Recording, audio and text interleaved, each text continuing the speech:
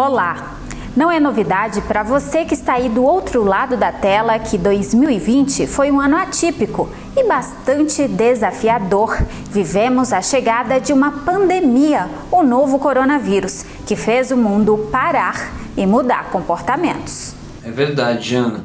Mas 2020 também foi um ano de muito aprendizado que nos fez refletir sobre nossas prioridades e redesenhou a história de muitas famílias que no passado não tinham tempo com seus familiares e que, com o isolamento social, elas tiveram a oportunidade de reconectar corações e criar boas memórias. Exatamente, Stay. E houve também uma grande revolução no modo de ensinar e de aprender.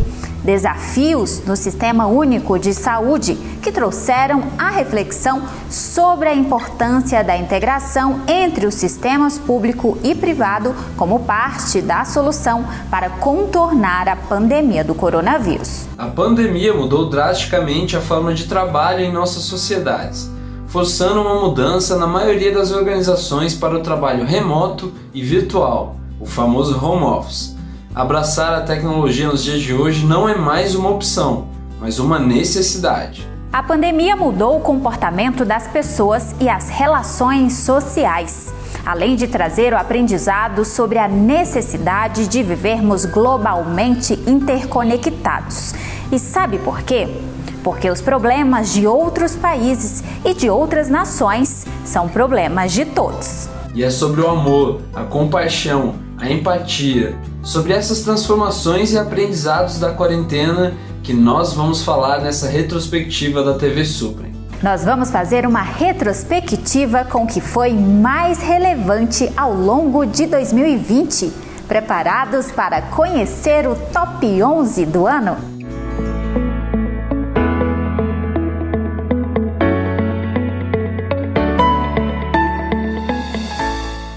Autoconhecimento. Recomendada pela Organização Mundial da Saúde, a meditação pode trazer benefícios para a vida, reduzindo crises e ajudando a garantir a saúde mental.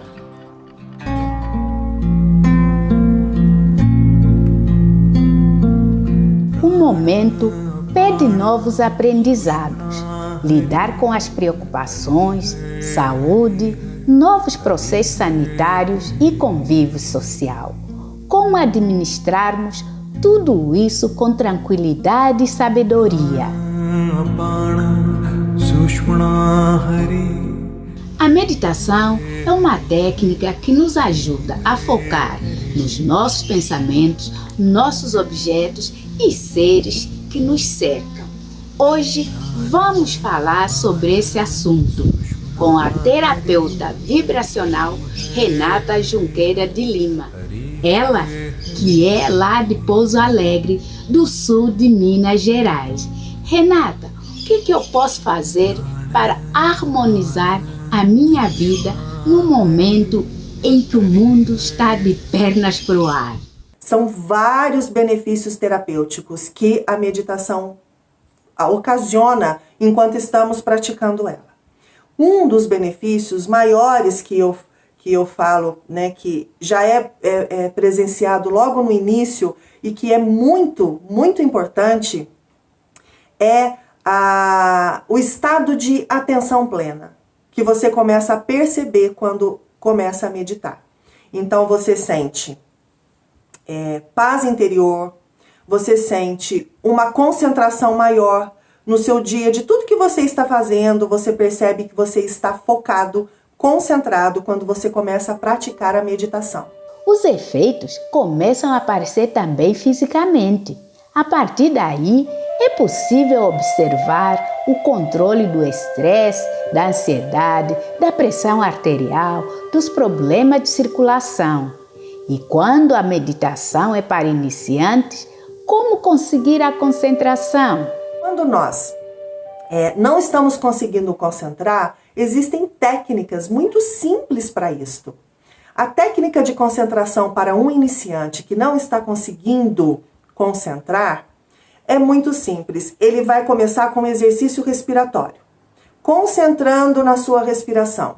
Eu passo vários exercícios de contagem, sabe? Inspira contando até 6, expira contando até 6, segura com os pulmões cheios contando até 3. Existem várias técnicas, mas o basicão mesmo para o iniciante que não está conseguindo concentrar é focar na sua respiração. Depois de alguns minutos focando na sua respiração, ele vai focar no seu corpo. Então, estou com os pés no chão, com os pés ancorados no chão. Estou com a coluna ereta, né? Focando no corpo, peito aberto. Minha respiração está calma, compassiva. Aí, a sua mente e a sua concentração já está voltando todo o foco para você. Então, existem basicamente 2 tipos de meditação. A meditação passiva, que é a prática dos yogis, dos monges, né? Budistas, eles, dos Krishnas, né? Hare Krishnas. Então, é uma meditação que começa voltando para exercício respiratório e depois eles já entram no estado de silêncio mental, numa profundez mesmo da vida interior.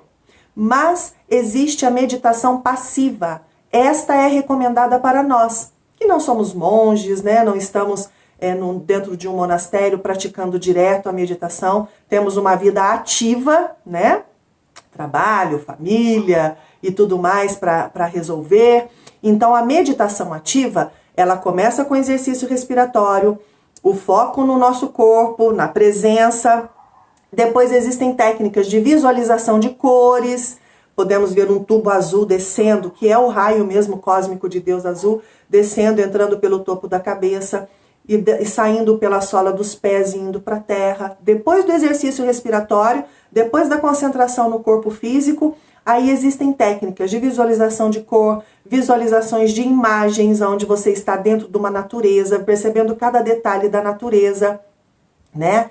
Decretos e afirmações, palavras, repetições, tudo isso vai fazendo um trabalho terapêutico enquanto você está numa meditação ativa. Meditar também pode ser caminhando, ouvindo uma música, escutando o barulho da chuva, ou então durante a minha caminhada ou um banho de cachoeira. Sim, você pode meditar enquanto está fazendo tudo isto, estando com consciência corporal, concentrando primeiro na sua respiração, depois com consciência corporal, depois coligada na fonte. Deus, eu estou aqui. Você pode dizer essa frase enquanto está arrumando a casa. Deus, eis-me aqui. Eis-me aqui. Eu confio em vós. Veio algum pensamento lá fora? Agora não, minha mente querida. Agora vamos focar no momento presente. E aí você está em estado de meditação. Você começa a sentir uma paz interior muito grande. Mas fazer a prática por 15 minutos, sentar, respirar, fazer a consciência corporal, depois as técnicas de visualização, de repetição, de afirmações, de processo criativo, de mentalizações, você vai estar meditando com muito mais eficácia, vai estar trabalhando o seu desenvolvimento pessoal, a sua ampliação de consciência e a harmonia em todos os aspectos da sua vida. Avanço das políticas públicas que envolvem os autistas do DF. O governador do Distrito Federal, Ibanez Rocha, assina decreto que regulamenta a instituição da carteira de identificação da pessoa com transtorno do espectro autista.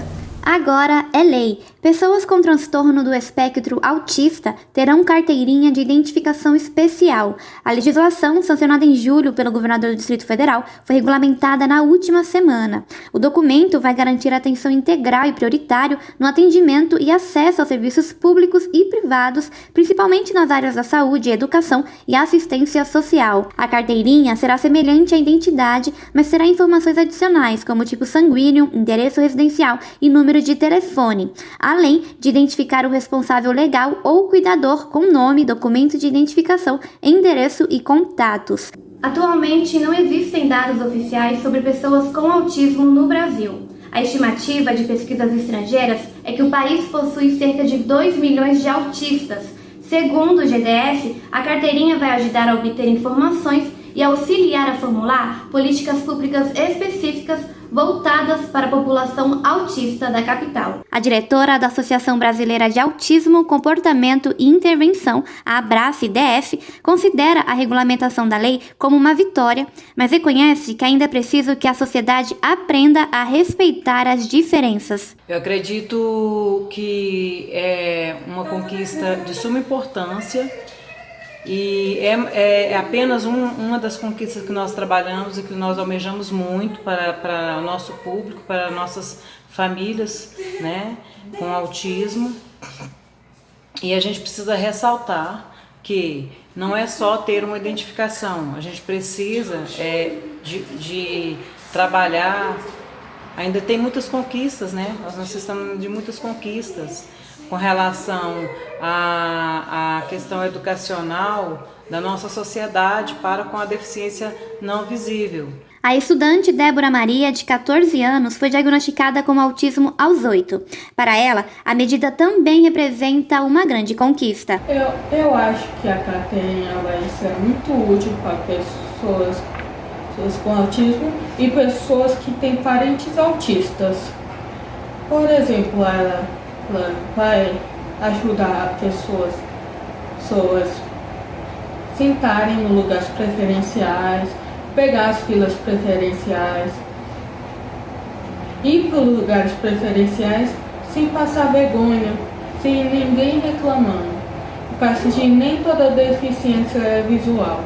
A carteira de identificação da pessoa com transtorno do espectro autista será emitida pela Secretaria Extraordinária da Pessoa com Deficiência do Distrito Federal.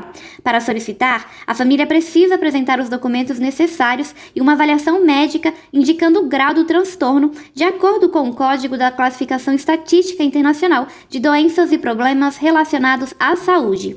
O documento terá validade de 5 anos, porém, ainda não há data de quando ele começará a ser emitido.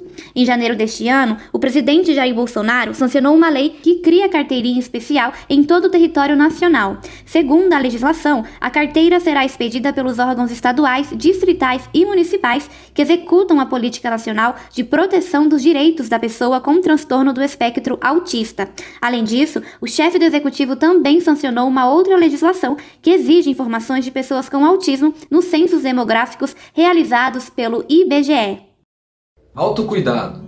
Em tempos de pandemia, fazer terapia online pode ser uma alternativa para quem deseja cuidar da saúde mental em meio à pandemia do coronavírus. Por isso, a procura por esse tipo de serviço aumenta significativamente em 2020. A gestão das emoções, a transformação da rotina e a necessidade do autocuidado são recomendações para esses momentos em que tudo praticamente é feito online.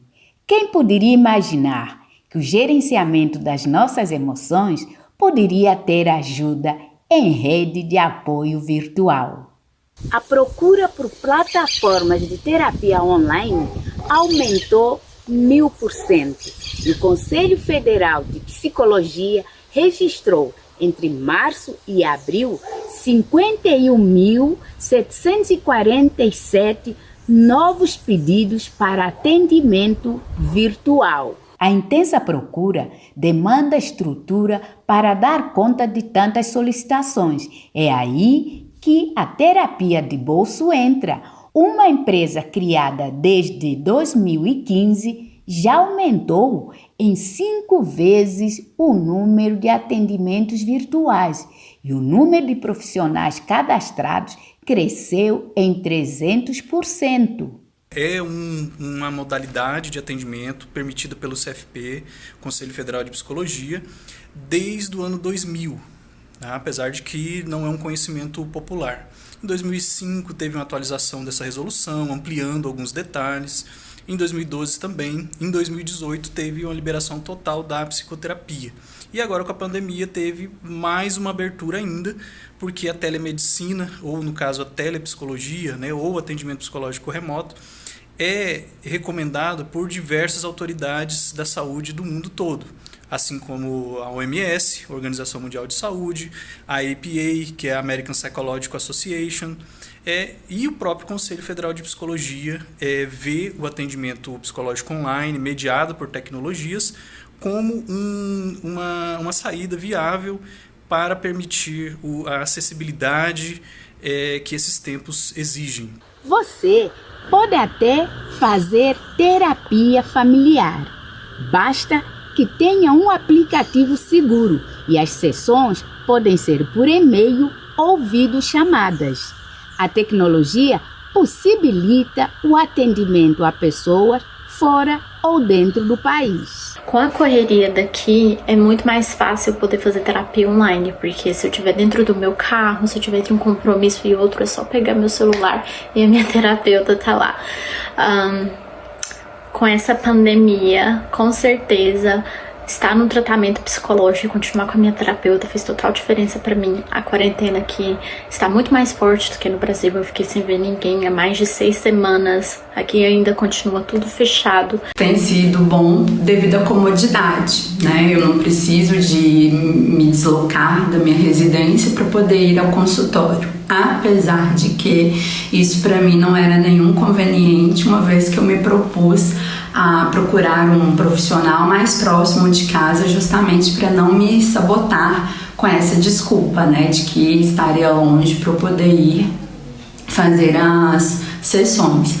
Mas além dessa vantagem que eu vejo da comodidade e praticidade por estar em casa, eu posso tá realizando as minhas atividades, as minhas tarefas diárias até um momento muito próximo ao da sessão. Um professor da rede pública do Distrito Federal é um dos vencedores do Educador Nota 10, uma das mais importantes premiações do país. Um professor do Distrito Federal foi um dos vencedores do prêmio Educador Nota 10, a mais importante premiação da educação básica brasileira. André Barcelos é professor de física e dá aulas para o ensino médio, tanto para escolas públicas como também para particulares da capital. E para chegar até esse momento, o caminho não foi fácil. Foram mais de 3.700 professores inscritos de todo o país para o prêmio. Desses, 50 foram finalistas até chegar nos 10 primeiros. André é o único representante do Centro-Oeste a receber o título de Educador Nota 10. É uma grande honra representar a área de ciências, que é uma área, principalmente na área de ensino, pouco privilegiada em relação à premiação, por motivos que eu desconheço. Então é um grande privilégio representar essa área tão importante para o nosso país, tão importante para a nossa educação. Me sinto, portanto, muito privilegiado por receber essa premiação e muito motivado para continuar o trabalho e integrar bons trabalhos que eu conheço de professores e bons trabalhos que eu até desconheço. Então eu me sinto muito inspirado a inspirar essa produção, inspirar essa colaboração entre nós, professores. O projeto Ótica Consciência, realizado no ano passado com estudantes do 3º ano do ensino médio da Escola SEB de Natos, na Asa Sul, chamou a atenção dos organizadores do prêmio por ser de baixo custo, simples e que não precisa de laboratório para ser desenvolvido. Ele trabalhou com os alunos a ótica geométrica, área da física responsável pelo estudo da luz. O principal objetivo da iniciativa era o de trabalhar valores da ciência e explicitar para os participantes os processos pelos quais ela é feita, entre eles o diálogo, a cooperação e o de saber lidar com o erro. O prêmio, além de ter extrema importância para a carreira profissional de André, também carrega um valor sentimental para o professor. Seu pai faleceu no dia que ele recebeu o resultado da premiação. E a importância desse prêmio para mim é tremenda. No âmbito pessoal, porque ele representa para mim uma despedida de meu pai, que falece no exato dia do anúncio do prêmio. E as últimas palavras que eu troco com ele são justamente no tom de agradecimento pela dedicação, pela educação que ele me forneceu e pelo exemplo que ele foi e continua sendo para mim e para a minha vida. É um prêmio que representa profissionalmente uma enorme visibilidade, que representa profissionalmente um reconhecimento tremendo do trabalho que eu sempre coloco como uma prioridade na minha vida, então é um reconhecimento muito importante. Agora, o professor André Barcelos está concorrendo ao título de Educador do Ano e também na seleção de melhor projeto selecionado pelo voto popular. Os resultados dos vencedores serão divulgados em outubro. As casas impressas em 3D não são mais apenas um conceito no Brasil. Uma estudante de engenharia elétrica cria um equipamento capaz de produzir estruturas de concreto para montar casas populares de baixo custo em poucas horas. Uma ideia que pode contribuir para a solução da moradia social. É o projeto idealizado pela estudante de engenharia Juliana de Almeida Martinelli. O equipamento criado pela brasileira é capaz de produzir placas de concreto que pode facilitar a montagem de casas com preços de baixo custo. Tudo isso com uma impressora 3D. Juliana foi uma das 5 pessoas selecionadas para integrar a comissão da juventude do BRICS. Foi a partir de um evento de empreendedorismo em Brasília que eu e um grupo de colegas da universidade resolvemos investir em aprender sobre tecnologia de impressão 3D e testar nossa capacidade técnica de desenvolver um projeto para uma impressora 3D de concreto toda nacional.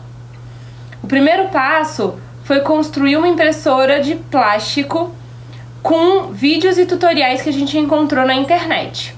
Depois disso, a gente testou a nossa capacidade técnica de desenvolver uma impressora 3D de concreto, construindo o nosso primeiro protótipo. Depois dele, a gente conseguiu apoio técnico e financeiro do edital de fomento às startups da FAPDF e com isso conseguimos construir a primeira impressora 3D de concreto da América Latina. As construções feitas com a impressão são mais limpas, seguras e sustentáveis. Em Natal, no Rio Grande do Norte, já foi construída uma casa usando a tecnologia de impressão em concreto. Essa pesquisa sobre impressão 3D, ela tem uma importância fundamental, né, no desenvolvimento tecnológico do nosso país, porque assim, a gente está competindo com várias tecnologias internacionais, né, e nós somos uma iniciativa que tem trazido a tecnologia de alto nível, assim, num padrão semelhante a outros desenvolvimentos tecnológicos em outros países, né? O que faz com que a gente invista em tecnologia, acelere nossos processos e ganhemos produtividade, né, na impressão da casa e também, né, trazendo oportunidades novas para o nosso povo. Solidariedade na pandemia. Por meio de um trabalho de faculdade, um grupo de estudantes desenvolveu um site para ajudar comerciantes autônomos do DF a impulsionar os negócios. A crise provocada pela pandemia afetou as finanças de muitos brasileiros, mas o impacto é ainda maior na vida dos trabalhadores autônomos, principalmente aqueles que dependem do comércio de rua para trabalhar. O Distrito Federal tem cerca de 350 mil trabalhadores informais, segundo a Codeplan. Esse grupo ainda não foi incluído na lista de reabertura do comércio aqui na capital. Com o isolamento social e parte das lojas ainda fechadas, muitos desses trabalhadores acabaram ficando sem renda. E foi pensando nisso que um grupo de estudantes de administração da UDF desenvolveram um site para ajudar autônomos e pequenas empresas do DF a diminuir o impacto financeiro e impulsionar as vendas durante o período de quarentena.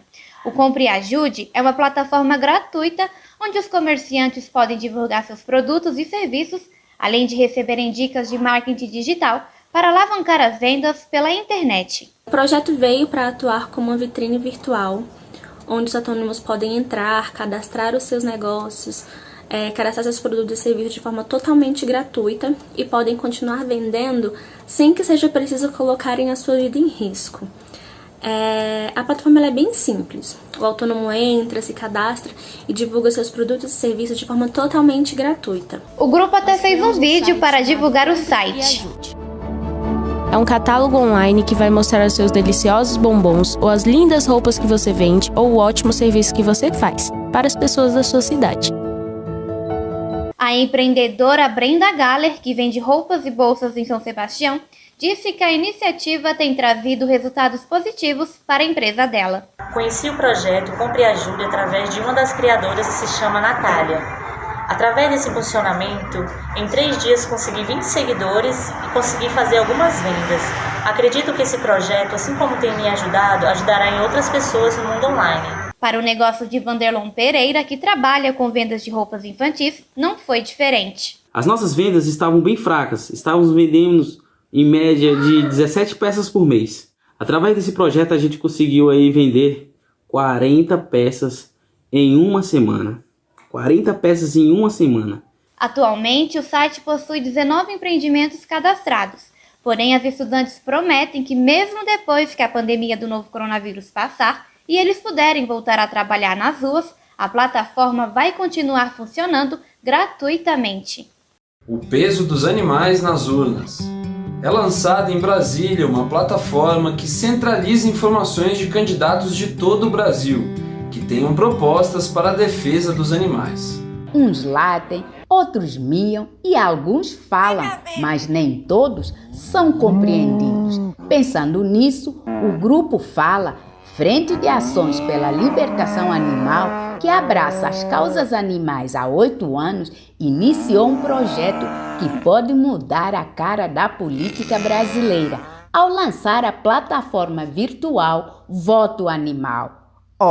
Mas agora os animais vão votar? Calma! O Bruno Pinheiro, porta-voz, fundador e integrante do Fala, explica para nós o que é isso de voto animal. Projeto que tem mapeado centenas de candidaturas em todo o país, de norte a sul. São pessoas que assumiram um compromisso com uma ampla pauta na defesa dos direitos animais, uma pauta transitória para o período de 2021 a 2024. São 33 compromissos em defesa das pessoas, em defesa dos animais de outras espécies e em defesa de todo o ambiente onde nós, animais, estamos inseridos. A finalidade é influenciar a criação de políticas públicas para atender aos direitos dos animais e recursos voltados para isso. A Fala publicou um manifesto com ampla divulgação virtual para todos os estados do país, tornando pública a proposta na campanha eleitoral municipal em todos os estados brasileiros. O projeto foi inaugurado nas eleições municipais de 2020 para o triênio 2021-2024. A iniciativa da entidade contempla todas as eleições brasileiras daqui por diante. Dinamarca inaugura primeiro Museu da Felicidade do mundo. O país é um dos mais felizes, segundo a Organização das Nações Unidas, e o objetivo do espaço em Copenhague é dialogar a ciência por trás da felicidade. A Dinamarca é um dos países que leva a felicidade dos seus habitantes muito a sério. Nos últimos anos, o país se manteve entre os países mais felizes do mundo, segundo o Relatório Mundial da Felicidade da ONU, ficando atrás apenas da Finlândia. O assunto tem tanta importância para os dinamarqueses que o país nórdico criou um instituto de pesquisas dedicado exclusivamente para estudar as causas e efeitos da felicidade e como ela pode ser introduzida nas políticas públicas, gerando mais qualidade e bem-estar para a vida humana. Pensando em compartilhar os segredos da felicidade com o mundo, o Instituto de Pesquisas de Felicidade dinamarquês abriu recentemente o primeiro museu dedicado ao tema. A ideia é explicar a felicidade de uma forma mais científica. O museu, localizado no subsolo de um prédio histórico da capital Copenhague, consiste em atividades interativas com experimentos mentais. Os visitantes podem conhecer a história, políticas e geografia da felicidade, anatomia do sorriso e os motivos que fazem dos dinamarqueses serem um dos povos mais felizes do planeta. Além disso, o museu dedicou uma sala para analisar o sorriso e suas nuances ao longo da história. Segundo a exposição, Alemanha, Suíça e Malásia consideram as pessoas sorridentes mais felizes. Por outro lado, Irã, Índia e Japão acreditam que aqueles que sorriem muito são menos inteligentes. As exposições incluem ainda artefatos que representam a felicidade enviados por pessoas de todo o mundo. Antes da Dinamarca, o Reino Unido foi o primeiro a inaugurar em 2017 um Museu da Felicidade. Instalado em Londres, o museu oferece aulas de dança, canto e outras atividades que compartilham a ciência e a arte da felicidade de maneiras lúdicas e reflexivas. Com os desafios da educação na atualidade, o Papa Francisco convida o mundo para um pacto educativo global em prol de uma educação mais aberta e inclusiva, capaz de uma escuta paciente e diálogo construtivo.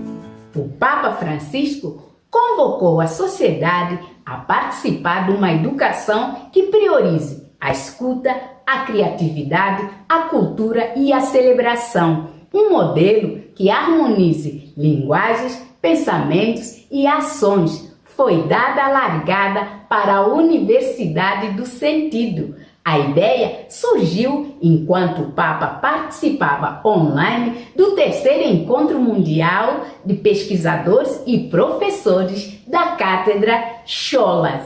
Queridos hermanos y hermanas de Schollas, hoy, luego de todos estos años compartiendo la pregunta que nos funda, es una gran alegría poder llamarlos comunidad. Comunidad de amigos, comunidad de hermanos, hermanas. Aún recuerdo el origen.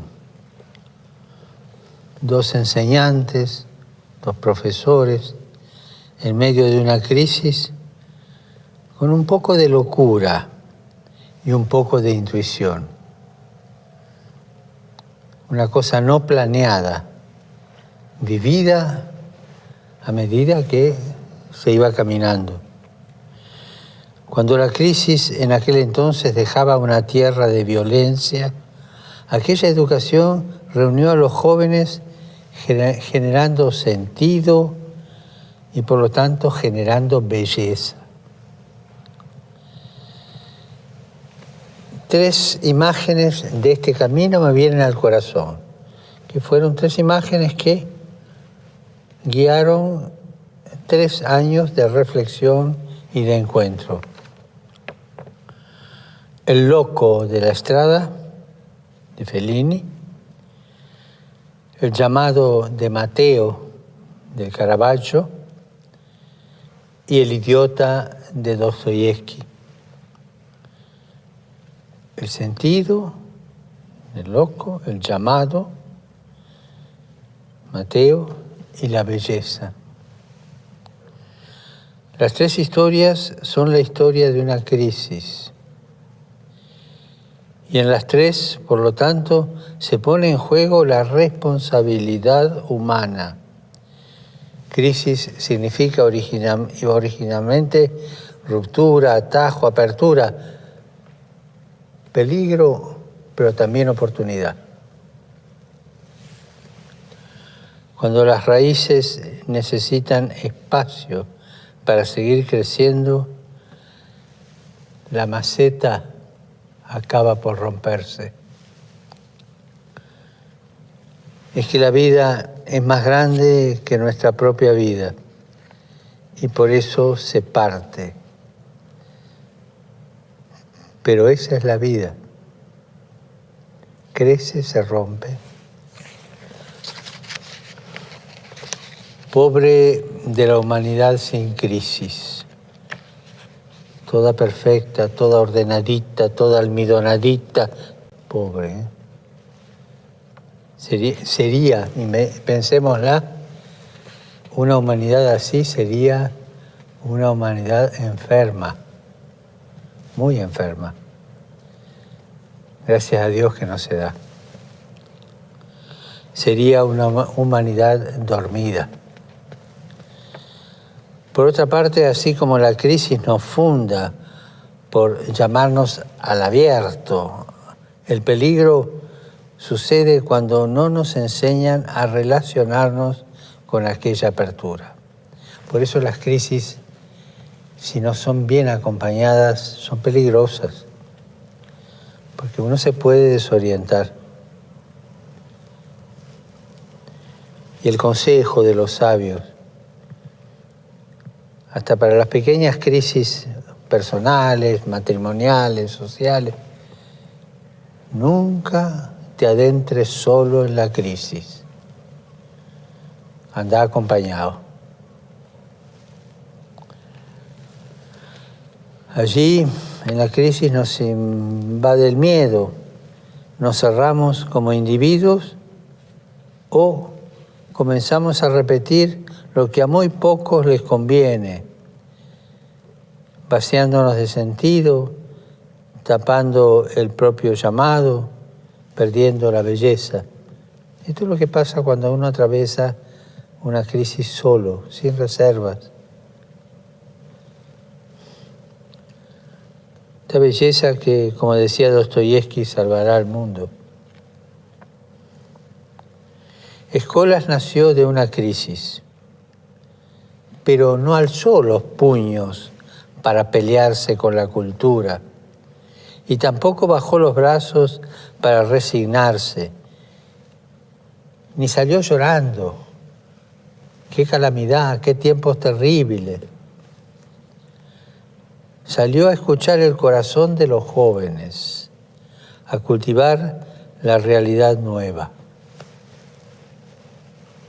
Esto no está funcionando, vamos a buscar allí. Escolas se asoma a través de las fisuras del mundo, no con la cabeza, con todo el cuerpo, para ver si desde lo abierto regresa otra respuesta. Y eso es educar. La educación escucha o no educa. Si no escucha, no educa. La educación crea cultura o no educa. La educación nos enseña a celebrar o no educa. Alguno me puede decir, pero ¿cómo? Educar no es saber cosas. No, eso es saber. Pero educar es escuchar, crear cultura, celebrar. Y desde este modo fue creciendo escolas. Ni siquiera estos dos locos, los padres fundadores, le podemos decir riéndonos, imaginaban que aquella experiencia educativa en la diócesis de Buenos Aires, luego de 20 años, crecería como una nueva cultura. Poéticamente hablando, esta tierra, como nos enseñaba Hölderlin, escuchando, creando y celebrando la vida. Esa nueva cultura, poéticamente hablando, esta tierra.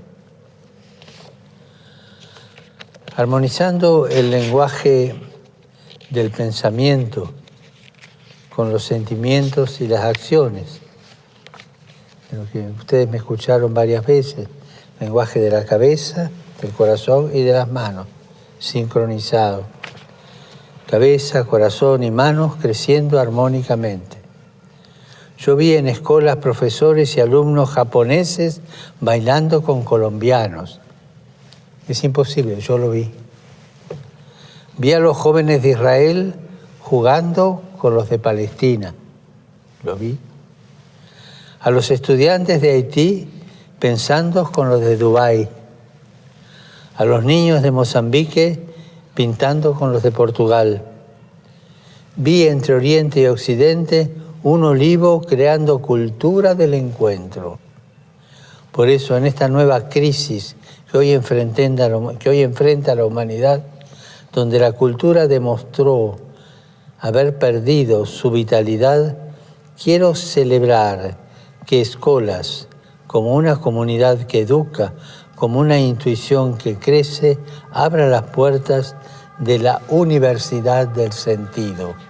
Porque educar es buscar el sentido de las cosas. Es enseñar a buscar el sentido de las cosas. reuniendo el sueño de los niños y los jóvenes con las experiencias de los adultos y los viejos. Ese encuentro tiene que darse siempre, si no, no hay humanidad, porque no hay raíces, no hay historia, no hay promesa, no hay crecimiento, no hay sueños, no hay profecía. Alumnos de todas las realidades, lenguas y creencias, porque nadie queda afuera cuando aquello que se enseña no es una cosa, sino la vida. La misma vida que nos origina y originará siempre otros mundos. Mundos diferentes, únicos, como lo somos también nosotros. En nuestros más profundos dolores, alegrías, deseos y nostalgias, mundos de gratuidad, de sentido y de belleza. El idiota, la llamada del Caravaggio y el loco de la Estrada. Nunca se olvide de estas últimas 3 palabras: gratuidad, sentido y belleza. Pueden parecer inútiles, sobre todo hoy en día.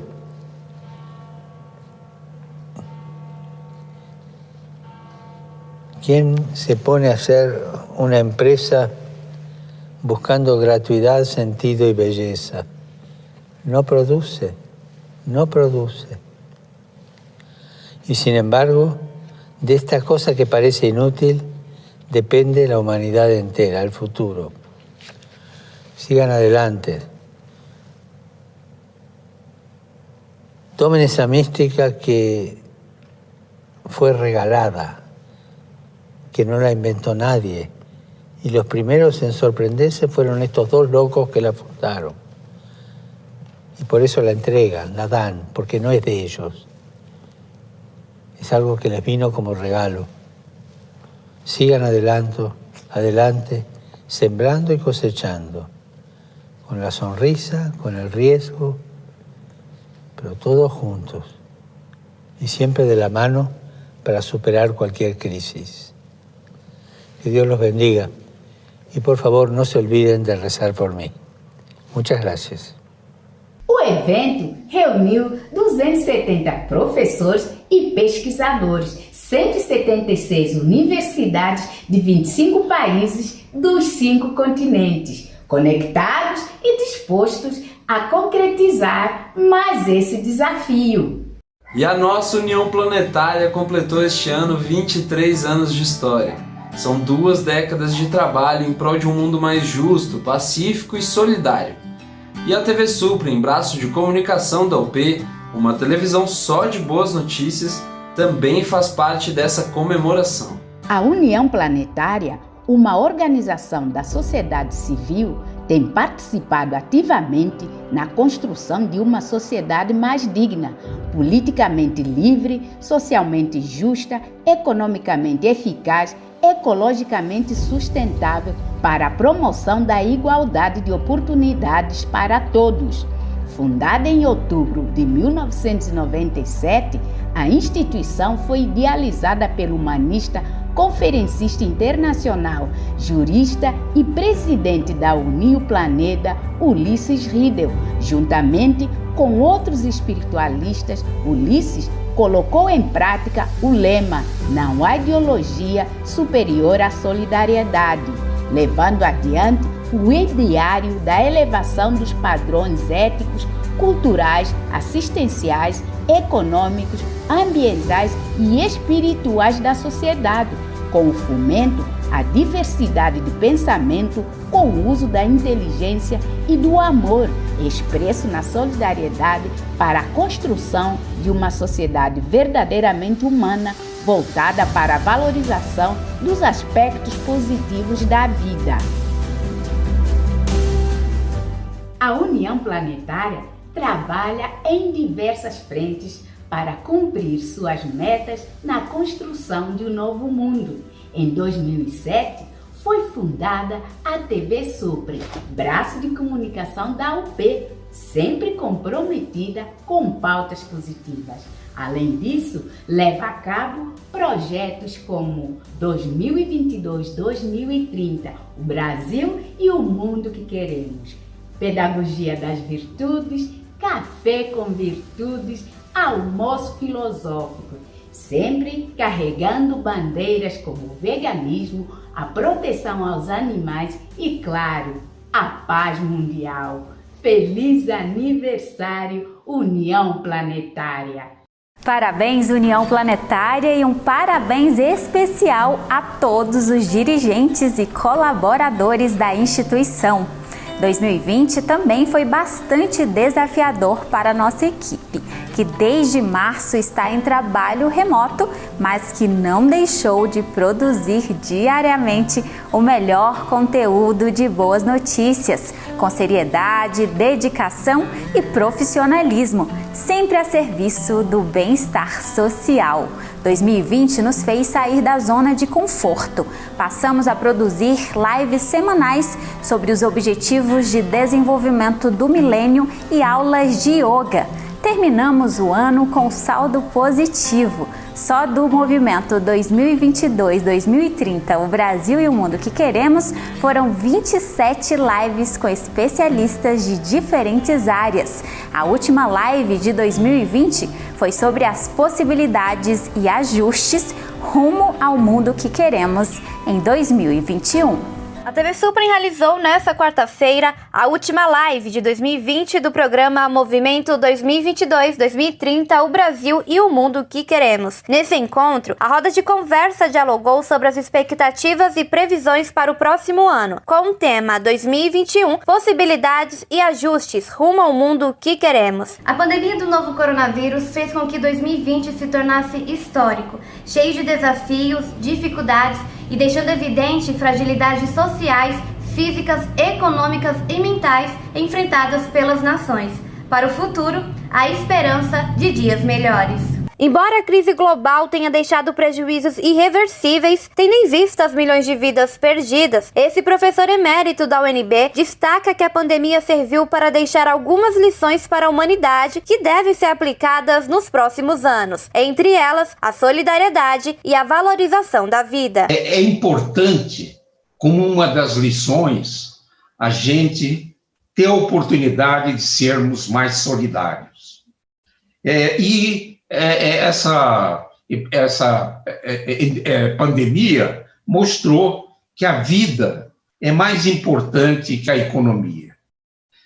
Nós precisamos, a partir de 2021, estancar o retrocesso, garantindo o direito dos trabalhadores, interromper a venda de estatais e eliminar os preconceitos de qualquer dimensão. O presidente da União Planetária ressalta ainda que um dos ensinamentos deixado pela crise foi a mudança na percepção da sociedade sobre a importância da confraternidade. Para o futuro, Ulisses Riedel diz que é necessário aprendermos a valorizar as relações humanas, com mais amor, apoio e respeito. E com esses novos valores que nós vemos para 2021 e 2022 e para aí pela frente, eu sinto que nós podemos até viver em condições mais caóticas do planeta, de terremotos, de enchentes, até de vírus, mas com um outro coração, com uma outra mentalidade. Quando eu falo mentalidade, ela está associada à mente e ao coração, com uma outro modo de ver o mundo, o modo de ver o mundo da irmandade da raça humana, da irmandade de todos nós.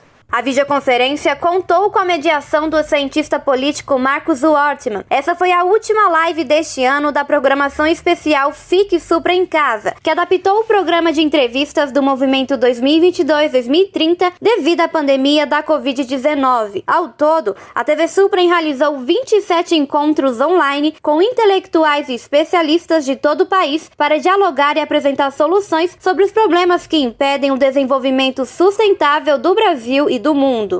Lembramos que todo o conteúdo que vocês conferiram nesta retrospectiva está disponível no canal da TV Suprem no YouTube. Aproveitem para seguir o canal e acionar o sino de notificação para não perder nenhuma novidade. Acompanhe a União Planetária também nas redes sociais. Nós vamos ficando por aqui.